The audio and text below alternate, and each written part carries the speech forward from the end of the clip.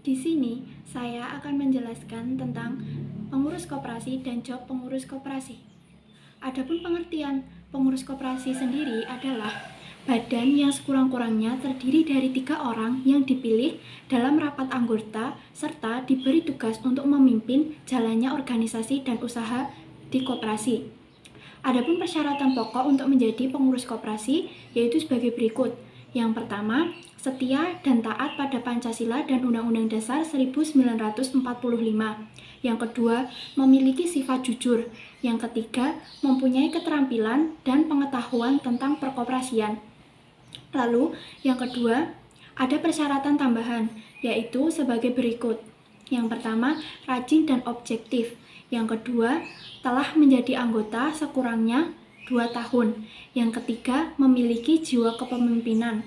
Yang keempat, memiliki latar belakang pendidikan yang cukup atau berpengalaman mengenai koperasi.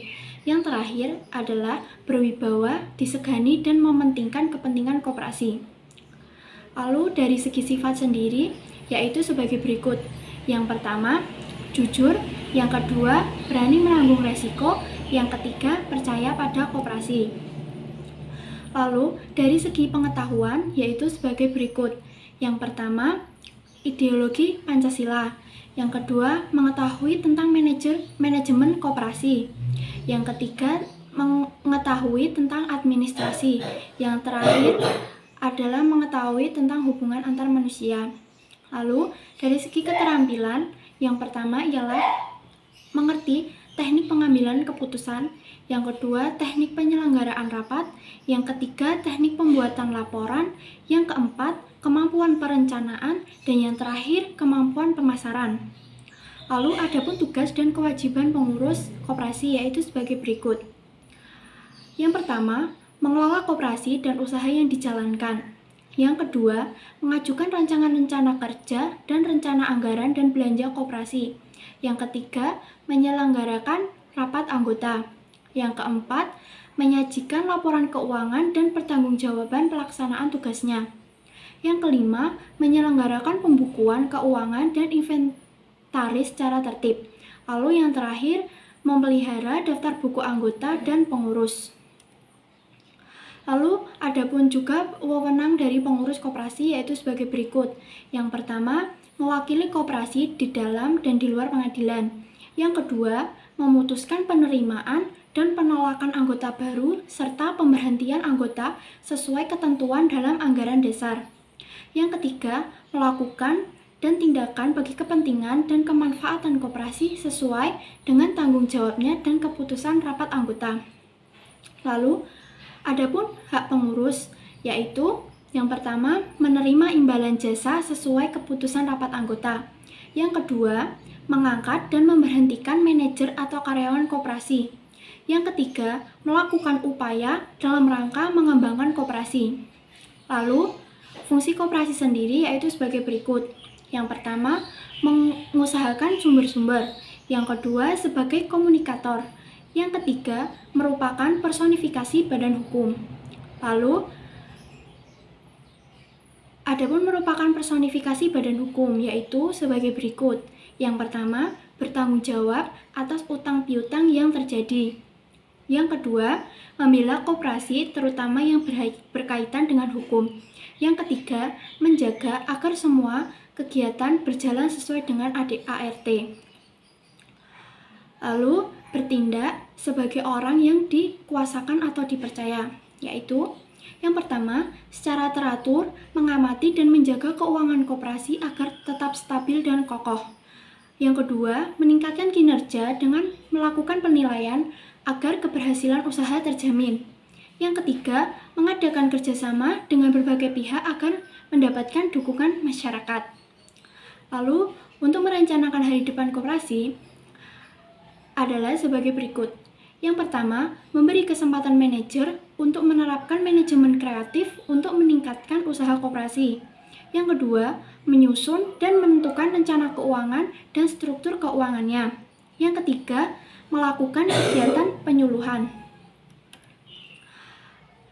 Mengusahakan sumber-sumber, yaitu terdiri sebagai berikut. Yang pertama, menyediakan dana guna menjaga kelancaran usaha dan mengusahakan tambahan modal jika diperlukan. Yang kedua, memiliki pola kepemimpinan yang dapat mempertahankan dan meningkatkan dukungan dari anggota dan masyarakat. Yang ketiga, mengusahakan dan mengangkat manajer yang memenuhi syarat. Lalu, yang terakhir adalah sebagai komunikator, yaitu sebagai berikut. Yang pertama, sosialisasi koperasi melalui media cetak maupun elektronik. Yang kedua, memberi informasi pada masyarakat tentang usaha dan kegiatan koperasi. Lalu yang terakhir adalah sosialisasi kegiatan koperasi kepada masyarakat guna meningkatkan kerjasama terhadap dukungan. Materi yang selanjutnya adalah job pengurus. Job pengurus sendiri dibagi menjadi dua, yaitu job description dan job specification. Yang pertama adalah job description, yaitu uraian jabatan atau analisis tugas dengan pernyataan tertulis yang berisi hal-hal yang berkaitan dengan tugas atau jabatan, seperti tugas dan tanggung jawabnya, wewenang, hubungan kerja, dan sarana prasarana yang diperlukan. Lalu, yang kedua ada job specification, yaitu persyaratan yang harus dipenuhi oleh calon pencari kerja untuk bisa menduduki sebuah jabatan dalam pekerjaan, seperti batas usia, latar belakang pendidikan, dan pengalaman kerja yang dimiliki, lalu keterampilan yang dimiliki. Adapun tugas pengurus koperasi yaitu sebagai berikut. Yang pertama, memimpin, mengkoordinir, dan mengontrol jalannya aktivitas koperasi dan bagian yang ada di dalamnya. Yang kedua, menerima laporan atas kegiatan yang dikerjakan oleh setiap bidangnya. Yang ketiga, menandatangani surat penting. Yang keempat, memimpin rapat anggota tahunan dan melaporkan pertanggungjawaban akhir tahun. Lalu yang terakhir, mengambil keputusan atas hal yang dianggap penting bagi kelancaran kegiatan koperasi. Lalu, adapun tugas di bidang administrasi yaitu sebagai berikut. Yang pertama, mengurus kebutuhan rumah tangga dan ATK koperasi. Yang kedua, mempersiapkan rapat-rapat dalam koperasi. Yang ketiga, membuat laporan rutin. Yang keempat, mengarsipkan dokumen penting koperasi. Dan yang terakhir, menjaga keselarasan hubungan antar anggota. Lalu, yang selanjutnya ada bidang keuangan, yaitu sebagai berikut. Yang pertama, merencanakan anggaran belanja dan pendapatan koperasi. Yang kedua, bertanggung jawab atas pembukuan dan pengendalian keuangan koperasi. Yang ketiga, memelihara semua harta kekayaan koperasi. Dan yang terakhir, menyusun laporan keuangan koperasi. Lalu, adapun tugas dari bidang usaha yaitu sebagai berikut. Yang pertama, pengembangan usaha koperasi bidang produksi. Yang kedua, evaluasi kerja pekerjanya. Yang ketiga, bertanggung jawab atas kemajuan koperasi. Yang keempat, menyusun rancangan kerja dan anggaran bidang usaha. Dan yang terakhir, membuat laporan rutin. Lalu, yang selanjutnya ada bidang keanggotaan, yaitu sebagai berikut. Yang pertama, merencanakan kegiatan program kerja setiap tahunnya dan anggaran keanggotaan. Yang kedua, bertanggung jawab atas pengelolaan sumber daya anggotanya.